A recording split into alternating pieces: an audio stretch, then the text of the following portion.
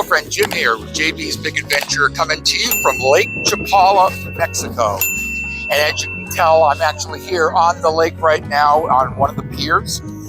And one of the questions that I've been getting asked recently has everything to do about what is this all about, the water. They've seen videos here at Lake Chapala about the water and the low water level, about the water that actually goes into their home even. So I've had quite a few of those folks ask about that. And I wasn't going to do a video on this until down the road some, but I thought, well, the best time is now. So we're going to be talking about the water and the shortage and where does it stand right now. So the issue of where Ajijic was having issues with water had to do with the pumping station itself. Now, I've got friends of ours that actually live in Ajijic, and they said that they were out of water and also electricity for 2 days in a row. But now everything is fine. And this has been probably 2 weeks ago. So when it comes to water being pumped, everything's now fine with the municipality in regards to getting the water to the homes. You'll still see the tinacos up on top of the roof, which is actually like the tanks, the water tanks, that the water is actually pressurized up and then it goes into the home. So there's a lot of those.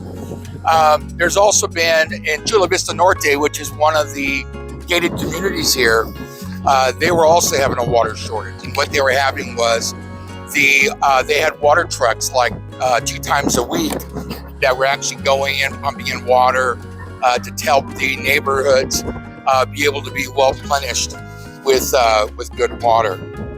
So then the other question that I've been getting is this, and that is, what is the issue with the water level here at Lake Chapala? Well, I'm going to be showing you some video that I took not too long ago, maybe a month ago, about what it looked like here at Lake Chapala when the levels actually were low. So you can actually have a chance to see what it looked like then and what it looks like now. It is a major, major difference.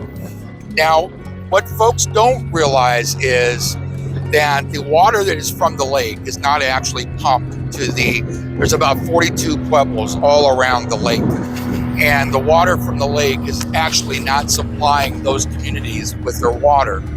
It actually comes from wells that were dug 50, 60, and 70 years ago that actually supplies all of the communities around with their drinking, well, I should say with the water that comes into the house. It's not drinking water quality, but the water that comes to their house. And as you can see behind me, you can actually see areas here where the water level has definitely risen. And as I said, I'm going to show you some video of what it looked like and what it looks like today.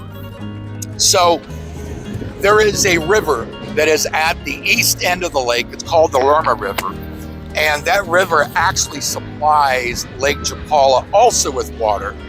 So with the rains and also the Lerma River getting more water, there's been a lot of it just pouring right into the lake. Now, what most folks don't understand or even know about is actually that the water from Lake Chapala is being pumped at 2,500 gallons a second, 24 hours a day, supplying Guadalajara with 85% of its water. So that's one of the reasons that there's no water going in new. What's happening is it's actually being used. And also there's also going to be the chance of evaporation and such too. But it isn't as big because of the fact not only our altitude, but also has to do with the amount of water that's actually coming in and fed into Lake Chapala. So one other thing I wanted to share with you about Lake Chapala, and that is, you'll hear the people say that the lake is actually polluted and there's all kinds of things inside the lake that really causes a problem. Well, you know what? If you were to actually go 300 feet off of the shore, what you'll find is it is clear. The lake is actually clear. The reason the way that the lake, depending on where you're at and where you're looking at it, why in fact it seems to be that it's dirty, is just like if you're in the States and you're at the beach and the waves are actually pounding on the shores, what happens is it loosens up the sand and the silt. Well, the base and the bottom of this lake is actually silt. So it doesn't take a whole lot of stirring for it to stirring up the water, which is actually at the shore. So the fact of the water not only coming in from the Lerma River, the wonderful rain that we've also had, but almost more importantly, the fact that, you know, it's one of those things where there's so much done with the lake, and there's so many people that actually, the lake is actually helping support, that it's really a wonderful resource to have here. And you know, it's one of those kind of things that Guadalajara benefits from us, benefits from it. Hola. All those that live around the lake benefit from it. In fact, today's an absolute gorgeous day, and there's a wonderful breeze that comes across the lake, and it's pretty much that way every day.